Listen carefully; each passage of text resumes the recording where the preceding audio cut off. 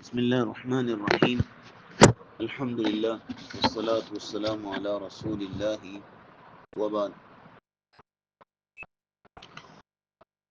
چوتھا رکوع شروع ہوتا ہے سورۃ الروم کا، آیت نمبر 28۔ اس رکوع میں بھی اللہ تعالیٰ نے توحید اور شرک کے حوالے سے کچھ مثالیں، کچھ تنبیہات، کچھ نصیحتیں بیان کی ہیں۔ ظاہر ہے کہ مکی صورت ہے اور مکی صورت کا بنیادی موضوع ہی عقیدہ ہے۔ سورۃ روم کی آیت نمبر 28 میں اللہ تعالیٰ نے ایک مثال بیان کی، فرمایا ضرب لکم مثلا من انفسکم۔ اللہ نے مثال بیان کی تمہارے لیے تمہارے ہی نفسوں میں سے، یعنی تمہارے ہی وجود کی، تمہاری ہی ذات کی مثال جو ہے وہ اللہ تعالیٰ نے بیان کی ہے۔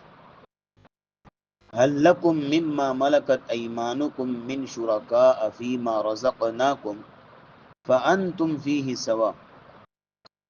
ذرا اس حقیقت کو سمجھو کہ کیا ہے تمہارے غلاموں میں سے، تمہارے نوکر چاکر میں سے کوئی ایسے تمہارے شریک ہیں کہ جو تمہارے مال میں بھی برابر کے شریک ہوں؟ یعنی تمہارا خادم ہو، نوکر ہو، گھر کا ملازم ہو، ڈرائیور ہو، غلام ہو، کیا وہ تمہارے مال میں اتنا شریک ہو سکتے ہیں جتنا کہ تم شریک ہوتے ہو؟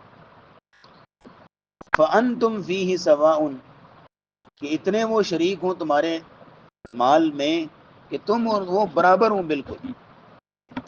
تَخَافُونَهُمْ كَخِيفَتِكُمْ أَنفُسَكُمْ، جس طرح تم آپس میں ایک دوسرے سے ڈرتے ہو پارٹنر کہ اگر میں نے کوئی 1 روپیہ دائیں بائیں کیا تو ہو سکتا ہے کہ میرا پارٹنر جو ہے مجھے باز پرس کرے، پکڑ کرے میری۔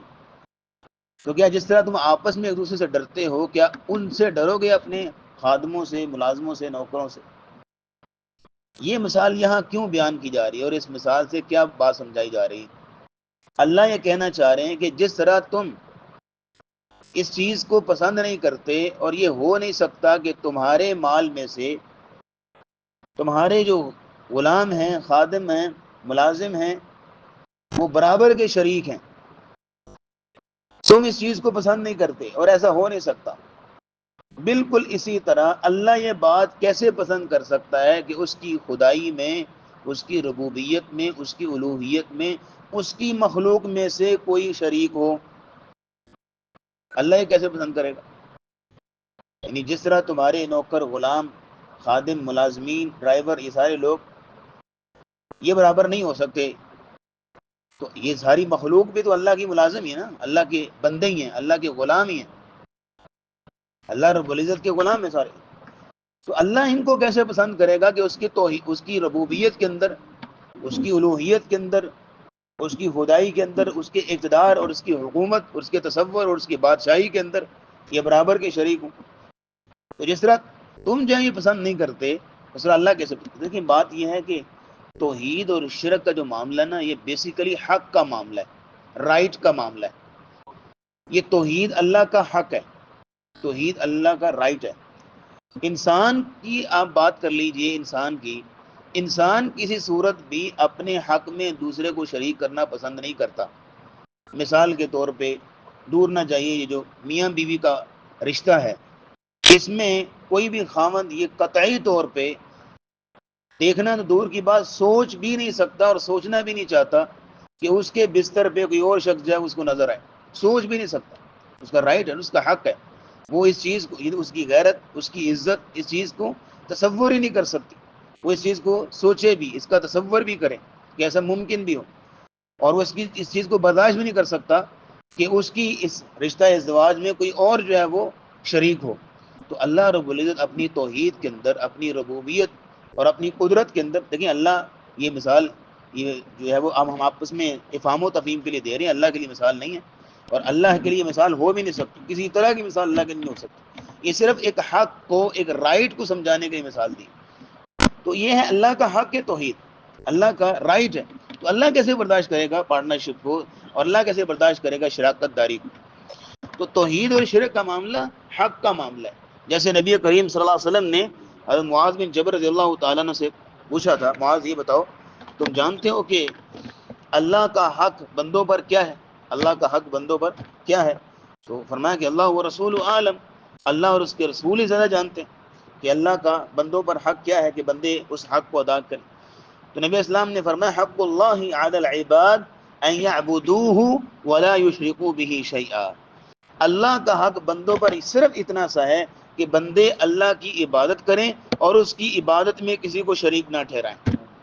اس کی عبادت میں کسی کو شریک، اتنا سا حق ہے بس جو بندوں کے ذمے کہ اللہ کا ادا کرنا.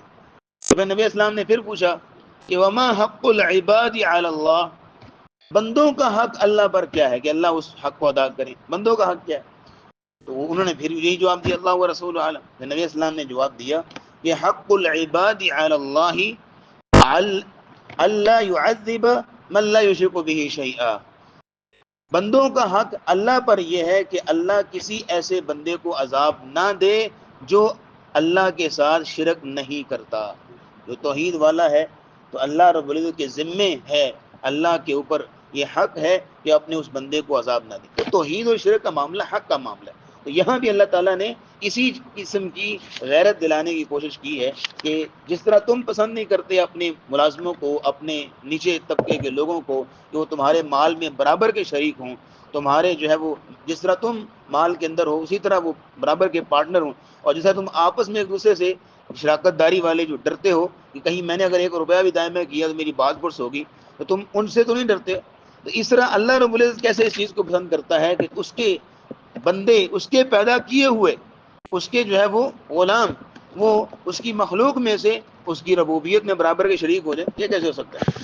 فرمایا کذالک نفصل الآیات، اسی طرح ہم تفصیل سے بیان کرتے ہیں آیتوں کو لقوم یعقلون، اس قوم کے لیے، ان لوگوں کے لیے جو عقل رکھتے ہیں، جو سمجھتے ہیں. اب یہ مثال دی نا، تو مثال دینے کے بعد اللہ نے کہا کہ ہم عقل والوں کے لیے، سمجھنے والوں کے لیے جو ہے وہ، اور ظاہر ہے کہ جس کے اندر اللہ تعالیٰ نے عقل رکھی ہے، اور خاص طور پہ عقل سلیم، خاص طور پہ عقل سلیمہ، فطرت سلیمہ جس کے پاس ہے، وہ اس مثال کو گہرائی میں اتر کے سمجھ چکا ہے، اور وہ سمجھ چکا ہے کہ یہ مثال جو ہے کتنی گہری مثال ہے، اور یہ اس مثال کے اندر اللہ تعالیٰ عقیدے کی غیرت دلانا چاہ رہے ہیں، اور اللہ رب العزت کس طرح اپنی جو عزت ہے، اللہ کی عظمت ہے، شان و شوکت ہے، اس کو ایک مثال سے واضح کر رہے ہیں. بل اتبع الذین ظلموا اهواهم. اچھا جو عقل والے ان کو بات سمجھ آ گئی، لیکن اس کے برعکس جو لوگ ہیں ان کے بارے میں فرمایا بل اتبع الذین ظلموا اهواهم بغیر علم، بلکہ وہ لوگ جو ظالم ہوئے، جنہوں نے ظلم کیا، انہوں نے اپنی خواہشات کی پیروی کی بغیر علم کے، بغیر علم کے اپنی خواہشات کی پیروی. خواہشات کی پیروی کا مطلب کیا ہے کہ جو دل کہتا ہے، دل اس طرف ٹکتا ہے تو اسی طرح چل پڑے، اس طرف ٹکا دل اس طرف چل پڑے، ادھر ٹکا ادھر چل پڑے. مطلب یہ ہے کہ کوئی ٹھوس دلیل کوئی نہیں، کسی قسم کی کوئی جو ہے وہ عقلی، نقلی، علمی، کسی اصولی کوئی دلیل نہیں ہے کہ ہم یہ عبادت کر رہے ہیں تو کیوں کر رہے ہیں، کیا وجہ ہے، یہ کام کر رہے ہیں تو کیوں کر رہے ہیں، اس کے پیچھے جا رہے ہیں تو کیوں جا رہے ہیں. نہ کوئی دلیل ہے، نہ کوئی علمی اصول ہے یہاں پہ، بس یہ ہے کہ خواہشات نفس ہیں، دل کرتا ہے تو اس طرف چل پڑے. فرمایا بل اتبع الذین ظلموا، ان ظالموں نے اپنی خواہشات کی پیروی کی بغیر علم کے. فمن یہدی من اضل اللہ، تو جس کو اللہ گمراہ کر دے اس کو کون ہدایت دے سکتا ہے؟ جس کو اللہ گمراہ کر دے، اور اللہ تو گمراہ اس کو کرتا ہے جو خود گمراہ ہونا چاہتا ہے. ہاں جو ہدایت کا طلبگار ہو اللہ اس کے راستے کھولتا ہے. جیسے فرمایا سورۃ اللیل کے اندر فَسَنُيَسِّرُهُ لِلْيُسْرَىٰ، جو ہدایت کی طرف آنا چاہتا ہے اس کے لیے راستے آسان کر دیتے. اور دوسری جگہ پھر فرمایا فَسَنُيَسِّرُهُ لِلْعُسْرَىٰ، جو بندہ دور جانا چاہتا ہے ہدایت سے اور اللہ کے راستے سے دور بھاگتا ہے اور گناہوں کی طرف جاتا ہے تو اس کے لیے ہدایت کا راستہ تنگ کر دیا جاتا ہے. اور فرمایا کہ نُوَلِّهِ مَا تَوَلَّىٰ، جو جس طرف جانا چاہتے ہیں ہم اس کا رخ اسی طرف پھیر دیتے ہیں، اسی طرح پھیر دیتے ہیں. جیسے نبی اسلام نے فرمایا کہ اللہ کے ہاتھ تقدیر پہلے سے لکھی ہوئی ہے. تو صحابہ نے کہا یا رسول اللہ پھر ہم اتنی محنت کیوں کر رہے ہیں، اتنے اعمال کیوں کر رہے ہیں؟ جو اللہ نے لکھا، اللہ نے اگر ہمیں جنتی لکھا ہے جنت میں چلے ہی جائیں گے، اگر اللہ نے نعوذ باللہ جہنمی لکھا ہے تو پھر یہ ہے کہ جہنم میں تو چلے ہی جائیں گے.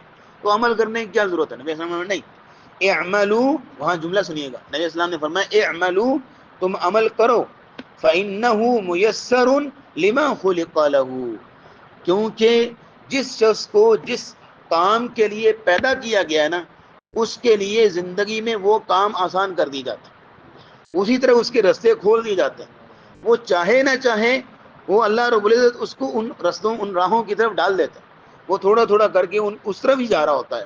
تو جس شخص کو جس کام کے لیے پیدا کیا گیا ہے، اس کام کے لیے چاہے وہ اگر نیک پیدا کیا گیا ہے، جنتی پیدا کیا گیا، تو نیکیاں اس کے لیے آسان سے آسان ہیں اور گناہ اس کے لیے مشکل سے مشکل ہوتے جائیں گے۔ اور اگر نعوذ باللہ اللہ نے اس کو جہنم کے لیے پیدا کیا ہوا ہے، تو پھر یہ ہے کہ اس کے لیے گناہ آسان سے آسان ہوتے جائیں گے اور نیکی کرنا مشکل سے مشکل ہوتا جائے گا۔ نیکی کرنے کے لیے بہانے ڈھونڈے گا، نماز ایٹ لیسٹ نماز کے لیے میرے کپڑے خراب ہیں، میرے یہ مسئلہ ہوتا ہے، ڈیوٹیاں ہوتی ہیں، مصروفیت ہوتی ہے، ٹائم نہیں ملتا، یہ ہے وہ ہے، تو 100 بہانے بنائے گا نا۔ یعنی گناہ کرنے کے لیے تو ایک سے ایک بہانہ ہے کرنے کا، گناہ کرنے کے لیے ایک سے ایک جو ہے وہ بہانہ ہے کرنے کا، ایک سے ایک ارادہ، ایک سے ایک جو ہے پلان گناہ کا۔ لیکن نیکی کرنے کے لیے جو آسان نیکیاں ہیں ان کو نہ کرنے کے بہانے ڈھونڈ رہا ہوتا ہے۔ تو اعملوا فکل میسر لما خلق بہ، جس کام کے لیے جو شخص پیدا کیا گیا وہ کام اس کے لیے آسان کر دیا جائے۔ اس لیے یہاں فرمایا فمن یہدی من اضل اللہ، جس کو اللہ گمراہ کر دے اس کو کون ہدایت دے سکتا ہے؟ وما لهم من ناصرین، اور ان کے لیے کوئی بھی مددگار نہیں ہے۔ یعنی جس شخص کو اللہ گمراہ کر دے اس کو کوئی ہدایت نہیں دے سکتا، اور پھر اس کے لیے کوئی مددگار بھی نہیں ہے جو اس کو ہدایت کی طرف لے آئے، اس لیے کہ اللہ نے مہر لگا دی نا۔ دیکھیں ایک شخص جو ہے وہ، جو اگر آپ شروع سے بات شروع کریں تو سٹیپ بائی سٹیپ بات کیا آتی ہے کہ نبی اسلام نے فرمایا، جامع ترمذی کی حدیث ہے کہ ایک شخص نے، ایک بندے نے گناہ کیا تو اس گناہ کی وجہ سے اس کے دل پہ سیاہ نقطہ لگ جاتا ہے، سیاہ ڈاٹ لگ جاتا ہے۔ ایک گناہ کیا ایک نقطہ، دوسرا گناہ کیا دوسرا نقطہ، تیسرا نقطہ، کرتے کرتے کرتے کرتے پورا دل جو ہے وہ سیاہ ہو جاتا ہے، پورا دل جو ہے وہ روحانی اعتبار سے، وہ اللہ کے ہاں اخروی اعتبار سے بالکل سیاہ ہو جاتا ہے، گناہوں کے اندر آلودہ اور زنگ آلود ہو جاتا ہے۔ جیسے سورہ مطففین میں آتا ہے کلا بل ران علی قلوبہم ما کانوا یکسبون، ان کے کاموں کی وجہ سے، ان کی بدعمالیوں کی وجہ سے ان کے دلوں کے اوپر زنگ آ چکا ہے، جو گناہوں کا زنگ ہے۔ اور اگر وہیں پہ انسان توبہ کر لے، استغفار کر لے، اذکار کرنے لگ جائے اور اللہ کی یاد کی طرف آ جائے، اللہ کے سامنے آگے جھک جائے، تو وہ دل جو ہے وہ دلنا شروع ہو جاتا ہے، دلتے دلتے دلتے دل جو ہے پاک صاف ہو جاتا ہے۔ لیکن نہ اگر وہ نہیں آ رہا، اللہ کے ذکر کی طرف رجوع نہیں کر رہا، تو پھر یہ ہے کہ وہ سیاہی بڑھتی جاتی ہے، وہ زنگ بڑھتا جاتا ہے، بڑھتا جاتا ہے، حتیٰ کہ وہ ایسے موقع پہ پہنچ جاتا ہے کہ ختم اللہ علی قلوبہم، اللہ اس دل کے اوپر مہر لگا دیتے ہیں کہ اب یہ دل کبھی بھی ہدایت کی طرف نہیں آ سکتا۔ یہ اس نے خود کیا نا کہ گناہوں کی طرف گرا، لوگوں نے سمجھایا، دلائل بھی دیکھے، سب کچھ دیکھا کہ لیکن اللہ کی طرف پلٹا نہیں، وہ اپنی زبان پہ اذکار کو نہیں لے آیا، اس نے وضو تک نہیں کیا، اس نے جو اللہ کے سامنے سجدہ تک نہیں کیا، قرآن کا ایک لفظ تک نہیں پڑھا، قرآن کو پڑھنا دور کی بات، قرآن کے الفاظ کا دیدار تک نہیں کیا، تو پھر یہ ہے کہ وہ زنگ رہا۔ اگر ان میں سے کوئی ایک کام بھی کر لیتا، ہو سکتا ہے کہ وہ دل کا زنگ جو دلنا شروع ہو جائے اور دل میں کوئی ایسی کوئی امید کی کرن بن جائے اور اللہ رب الہدایت کی بات جو دل میں ڈال دے۔ اس لیے فرمایا فمن یہدی من اضل اللہ، تو جس شخص کو اللہ گمراہ کر دے اس کو کون ہدایت دے سکتا ہے؟ وما لهم من ناصرین، اور ان کا کوئی مددگار بھی نہیں ہے۔ تو آج یہیں پہ تک بات رکھتے ہیں، آگے چونکہ ایک بڑی اہم نصیحت اللہ رب العزت کر رہے ہیں دین پہ ثابت قدم رہنے کی، اور ثابت قدم رہنے کے اصول کیا ہیں، انشاءاللہ اگلے درس میں بیان کریں گے۔ وآخر دعوانا الحمدللہ رب العالمین۔